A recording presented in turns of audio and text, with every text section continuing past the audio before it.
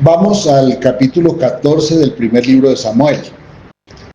Capítulo 14 del primer libro de Samuel. Ya vimos el sábado pasado este doloroso revés de Saúl como rey, empezando, y ya el Señor le estaba diciendo: estás actuando como loco. Bueno, vamos entonces al capítulo 14 y vamos a ver cómo sigue esta historia. Inicialmente leamos los versículos 1 al 15. Y aconteció un día que Jonatán, hijo de Saúl, dijo a su criado que le traía las armas: ven y pasemos a la guarnición de los filisteos que está de aquel lado. Y no lo hizo saber a su padre.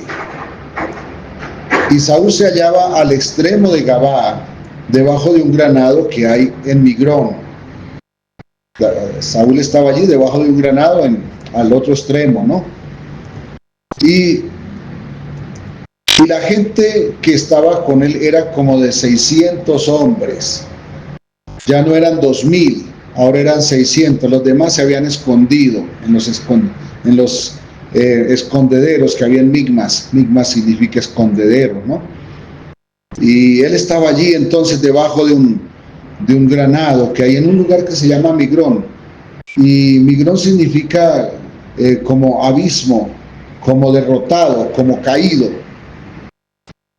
Y Ahías, hijo de Ahitob, hermano de Icabod, recuerden que Icabod significa traspasada es la gloria de Israel, hijo de Finés, el que murió el día que murió también Elí, que tuvo la gran derrota de Israel, sacerdote de Jehová en Silo, llevaba el efod, y no sabía el pueblo que Jonatán se hubiese ido. Y entre los desfiladeros por donde Jonatán procuraba pasar a la guarnición de los filisteos, había un peñasco agudo de un lado y otro del otro lado. El uno se llamaba Boses y el otro Sene. Uno de los peñascos estaba situado al norte hacia Migmas y el otro al sur hacia Gabaa. Dijo pues Jonatán a su paje de armas: ven, pasemos a la guarnición de estos incircuncisos. Quizás haga algo Jehová por nosotros, porque no es difícil para Jehová salvar con muchos o con pocos. Y su paje de armas, muy valiente, le respondió: haz todo lo que tienes en tu corazón. Ve pues, aquí estoy contigo, a tu voluntad. Dijo entonces Jonatán: vamos a pasar a esos hombres y nos mostraremos a ellos. Si nos dijeren así: esperad hasta que lleguemos a vosotros, entonces nos estaremos en nuestro lugar y no subiremos a ellos. Mas si nos dijeren así: subid a nosotros, entonces subiremos, porque Jehová los ha entregado en nuestra mano, y esto nos será por señal. Se mostraron pues ambos a la guarnición de los filisteos, y los filisteos dijeron: he aquí los hebreos que salen de las cavernas. Recuerden, mismas son cavernas, ¿no? Donde se habían escondido. Y los hombres de la guarnición respondieron a Jonatán y a su paje de armas y dijeron: subid a nosotros y os haremos saber una cosa. Entonces Jonatán dijo a su paje de armas: sube tras mí, porque Jehová los ha entregado en manos de Israel. Y subió Jonatán trepando con sus manos y sus pies, y tras él su paje de armas. Y a los que caían delante de Jonatán, su paje de armas que iba tras él los mataba. Y fue esta primera matanza que hicieron Jonatán y su paje de armas, como 20 hombres, en el espacio de una media yugada de tierra. Y hubo pánico en el campamento y por el campo entre toda la gente de la guarnición. Y los que habían ido a merodear, o sea, los filisteos, también ellos tuvieron pánico, y la tierra tembló. Hubo pues gran consternación. Bueno, hasta aquí por ahora. No sabemos hasta dónde nos dé el tiempo. Cualquier día, los israelitas estaban escondidos allá en Migmas, en la zona de cuevas, de cavernas, ¿Por qué? Porque habían caído una vez más derrotados. La gente se había desanimado. Saúl había tomado 3,000 hombres como soldados, 2,000 para su escolta y 1,000 para su hijo. Pero la gente se desanimó viéndose derrotados y se fueron a esconder. A Saúl le quedaban 600 hombres. No se dice que le habían quedado hombres a Jonatán. Aquí solamente se muestra a Jonatán solo con su paje de armas, porque al finalizar el capítulo 13 decían que solamente Saúl y su hijo tenían armas de hierro, mientras los filisteos tenían muchos carros, mucha gente de a caballo, miles y miles, y una multitud enorme de soldados. Y entonces a cualquier día Jonatán le dijo a su criado: ven y pasemos a la guarnición de los filisteos que está en aquella parte. Y no se lo dijo a su padre. Tal vez ya Jonatán sabía de qué estilo era su padre como rey y como guerrero, porque Jonatán era alguien que honraba a Dios, Saúl no. Y entonces no se lo dijo, se fue callado. Eso no estaba bien. El rey debía saber todo lo que hacían sus soldados, incluso lo que hacían sus hijos, a riesgo de morir si no se lo comunicaban. Y Saúl estaba por allá debajo de un granado, en un lugar que traducido, Migrón traducido, pues es algo así como caído, como derribado, o desfiladero, o abismo. Y creo que eso representa la vida de Saúl, y representa la vida de muchos cristianos hoy día, que están derrotados, están en escondederos, están encuevados, porque se sienten derrotados. Y a pesar de que aún le quedaban 600 de los 2,000 hombres que tenía como escolta. Claro, cuando uno ve que la gente se le desanima y se va, esto es duro. Creo que a todos nos ha pasado. Entonces, ¿alguien levantó la mano? No sé si fue. Entonces dijo, allí estaba el descendiente de Elí, el hijo de Icabod, que estaba como sacerdote. Recuerden que Icabod significa traspasada es la gloria de Israel, y creo que aquí se estaba viendo eso de nuevo. La gloria de Israel, después de estos tiempos de gloria con el tiempo que juzgó Samuel, la gloria de Israel había caído de nuevo. Hubo gloria en el tiempo en que entonces ese tiempo de gloria había sido traspasado de nuevo, y había sido traspasado porque Dios había obrado en contra de Israel por causa de las locuras de Saúl. Hermanos, Dios estaba obrando en favor de su pueblo.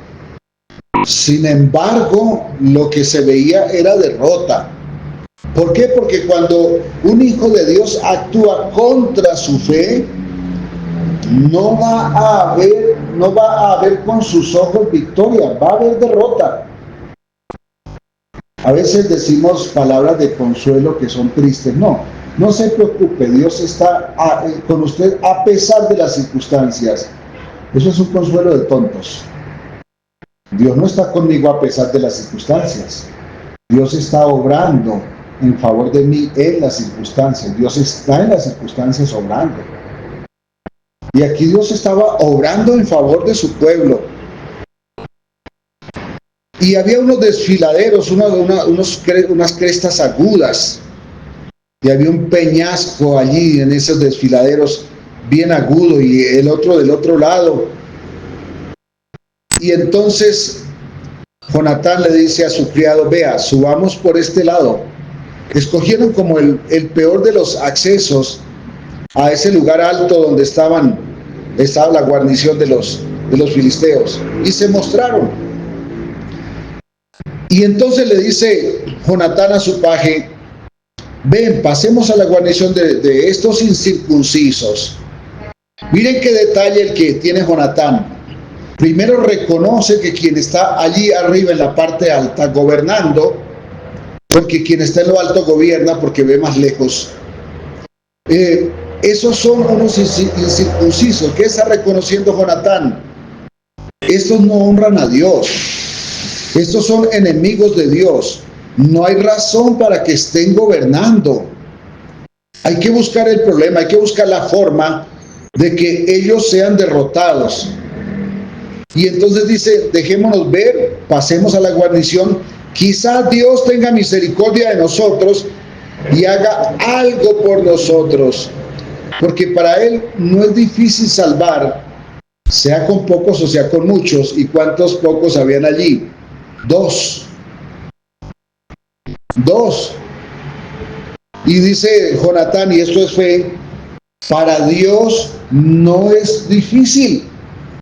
Y aquí quiero que reflexionemos un momento, porque muchas veces pensamos que es difícil cuando vemos que no tenemos recursos. Pensamos que podemos desayunar hoy si tenemos dinero en el bolsillo. Si no hay dinero en el bolsillo, entonces hoy no hay desayuno. Eso es una antife, ¿no? A veces decimos, pero vea, es que es imposible. Me imagino a Marta, la hermana de Lázaro, es que es imposible. Hace 4 días murió mi hermano. Es imposible que algo ocurra. Pero resulta que para Dios no hay nada imposible. Y allí Jesús entonces la reprende y le dice, debes creer, porque si crees verás la gloria de Dios. A veces cuando estamos en medio de las circunstancias se nos olvida creer. Y en vez de creer, en vez de practicar la fe, practicamos una antife. Y aquí vemos a un Jonatán poniendo su fe en alto. Caramba, ¿qué va a hacer él con su paje de armas contra una guarnición que estaba vigilando a todo un pueblo, a toda esa parte del pueblo? Pero él dice, vayamos. Tal vez Dios tenga misericordia de nosotros y entonces nos conceda una victoria. No se te olvide, paje de armas, que estos son incircuncisos y nosotros somos circuncidados. Recuerden que la circuncisión tiene que ver con cortar la maldad, con cortar el pecado, con cortar lo que pudre a la persona. Así que estaba Jonatán pensando adecuadamente. Estas son obras adecuadas. Así que se dejaron ver. Pero Jonatán hizo otra cosa. Invocó a Dios. No solamente lo invocó cuando dijo, quizás Dios tenga misericordia de nosotros, sino que dijo, vamos a pedirle al Señor que nos guíe. Si ellos nos dicen, esperen que bajamos, entonces es que no tenemos nada que hacer. No es la voluntad de Dios que nosotros estemos hoy en batalla contra ellos. Pero si ellos nos dicen, vengan, suban, entonces es que Dios está con nosotros. Y a veces nosotros tenemos una costumbre muy fea. Señor, yo quiero que me hagas, que me ayudes a hacer esto, y la señal es que lo haga. Como dijo por ahí una cantante, no acepto un no por respuesta. Y le tocó callarse la boca. De hecho, me parece que hoy suena mucho menos que antes. Cristiano que se respete tiene que perderle la fe a esas personas. Y no digo porque sea correcto tener fe en las personas, sino porque hoy tenemos la fea costumbre de tener la fe en las personas. Y entonces dijo Jonatán, si nos dicen suban, entonces subimos porque Dios los ha entregado. Si nos dicen nosotros bajamos, entonces no haremos nada. Algunas cosas se inventarían tal vez para entonces no hacer absolutamente nada. Mostrémonos a ellos y ellos nos darán la señal de acuerdo con lo que Dios haya dispuesto para saber cómo actuamos. Hermanos, los hijos de Dios siempre tenemos que estar pendientes de qué señal nos da Dios. Pero nuestra costumbre regular es correr a desesperarnos. Es que estoy esperando esto y Dios no me ha respondido. A veces Dios está dando señales y nosotros no las tomamos. Estamos tan engolosinados peleando con la familia por lo que queremos que sea y no es. Estamos tan engolosinados peleando con el esposo, con la esposa, y se nos olvida que en las circunstancias Dios está obrando. Repito, Dios no está con nosotros a pesar de las circunstancias. Dios está obrando en las circunstancias. Dios está en las circunstancias. Y la circunstancia de Israel aquí era muy difícil, tal vez como la de muchos en este día. Era muy difícil. Pero Dios allí estaba obrando. Y entonces se mostraron a la guarnición y los filisteos le dijeron: subid a nosotros y os haremos saber una cosa. A mí realmente eso me suena a palabras engañosas. ¿Qué se puede esperar del diablo? No, nada bueno. Venga, suban que le vamos a decir una cosita. Bueno, pues ellos subieron, porque dijo Jonatán: sube tras mí, porque Jehová los ha entregado en manos de Israel. ¿Y quién fue adelante? El príncipe. ¿Quién va adelante? El que ha empeñado su fe, porque ese inspira a otros a seguir. Y su paje de armas fue tras él, y subió Jonatán trepando. Subió Jonatán tras su príncipe, y cuando llegaron al sitio donde estaban los filisteos, filisteo que se iba asomando, Jonatán lo atacaba. Y si alguno no le quedaba adecuadamente muerto, entonces su paje de armas lo remataba. Y esa primera matanza fueron 20 personas. ¿Cuántos? 2. ¿Por qué? Porque Dios estaba con ellos. Hermanos, Dios se especializa en los imposibles. Porque Él es el Todopoderoso, porque Él es el perfecto, porque Él es el que todo lo puede. Así que lo que es imposible para nosotros, Dios lo hace. Y Jonatán entonces hizo por fe algo, pero quien lo hizo fue Dios. Jonatán no era un gigante. Los gigantes estaban entre los filisteos. Pero Jonatán tuvo su confianza en Dios, le pidió al Señor su guía, escuchó la voz de Dios cuando Dios le mostró su guía, la escuchó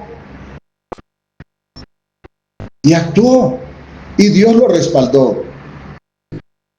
A veces nosotros le ponemos a Dios una petición, Dios nos da señales y nosotros todavía estamos engolosinados no creyendo.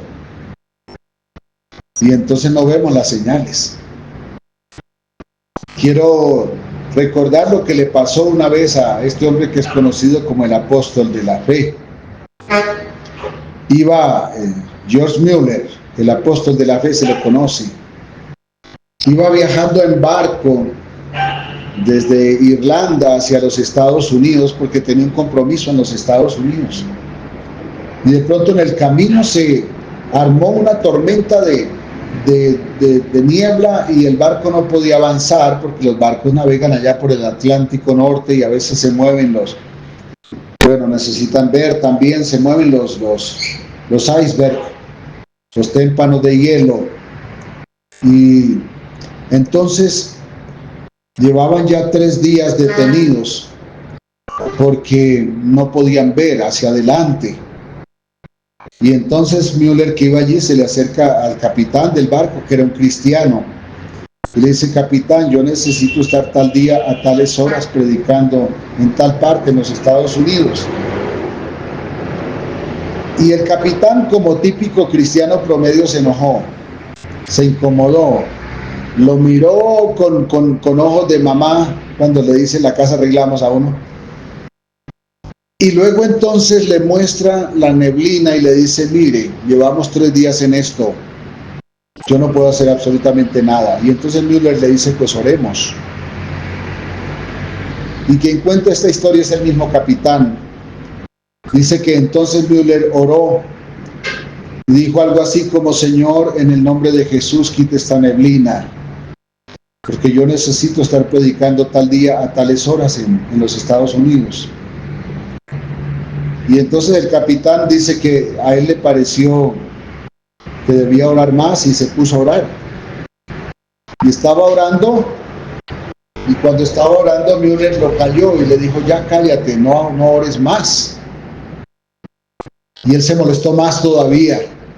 ¿A quién se le ocurre mandarme callar? Si es que la persona que regularmente no ora, la persona que nunca va a un culto, el día que va al culto y quiere tomarse el culto para hablar de sus cosas arrogantes, porque la persona que regularmente no honra a Dios vive mucho en la arrogancia, y le dicen: hermano, ya es tiempo, para Dios no hay límite en el tiempo, y va cada año a culto. Aquí no estoy hablando de ninguno de los que estamos aquí, no, ni más faltaba, pero pasan, ustedes han visto esas cosas. No, para Dios no hay tiempo, a Dios no se le niega el tiempo, pero nunca toma la Biblia, nunca se ocupa de obrar adecuadamente, y pocas veces acude para escuchar la voz del Señor a través de la exposición de la palabra. Y entonces así estaba este hombre, enojado, y le reclamó: ¿usted por qué me manda a callar? Estoy orándole al Señor. Y le dijo Müller: en primer lugar, usted está orando porque cree que mi oración no sirvió para nada, porque fue demasiado corta. Segundo, usted está orando por algo que no cree que va a pasar. Entonces no pierda su tiempo orando por aquello que no cree que va a pasar. Más bien vaya a la cabina de mando y mire cómo está el tiempo. Cuando fue a la cabina de mando para ver el tiempo, dice este capitán que el último rezago de la neblina se estaba levantando de sobre el mar. Hermanos, cuando alguien actúa guiado por Dios, se sujeta a la guianza de Dios, le cree a Dios, ve grandes respuestas. Y aquí Jonatán vio a una nación que los estaba oprimiendo, vio cómo empezaba a caer esta nación, sus enemigos empezaron a caer, porque Dios había puesto su mano sobre ellos para darles la victoria. Amados, no sé cuál es su circunstancia en este momento, usted lo sabe. No sé cuál es su circunstancia en este momento, pero usted está en las manos del Señor o está confiando en lo que tiene. Saúl confiaba en sus 2000 escoltas, y cuando le quedaron 600 estaba derrotado. Estaba en un lugar que se conoce como el abismo, como la derrota. Y tuvo que su hijo, ya sin escolta, solamente con un hombre, levantarse creyéndole en Dios para empezar a devolverle la fe a un pueblo que la había perdido en su rey. ¿Por qué? Porque había actuado locamente. Hermanos, Dios nos ha puesto como sacerdotes, y hay gente que tiene puestos los ojos en nosotros. A veces los decepcionamos cuando no estamos a la altura de la fe que debemos profesar, o a veces tenemos que hacerlo. Nos debemos levantar, actuar en fe, y veremos la mano de Dios. Dejar de actuar locamente y empezar a vivir para honrar a Dios, porque Él se siente honrado cuando sus hijos le creen. Y no estoy hablando de cuando le creemos que vamos a recibir todo lo que se nos antoja, sino cuando confiamos en Él en medio de las circunstancias, porque Él está orando. Él está actuando en favor nuestro. Gracias por su paciencia. Dios los bendiga. Un abrazo, y es el momento para alguna inquietud o algún aporte. Dios los bendiga, hermanos.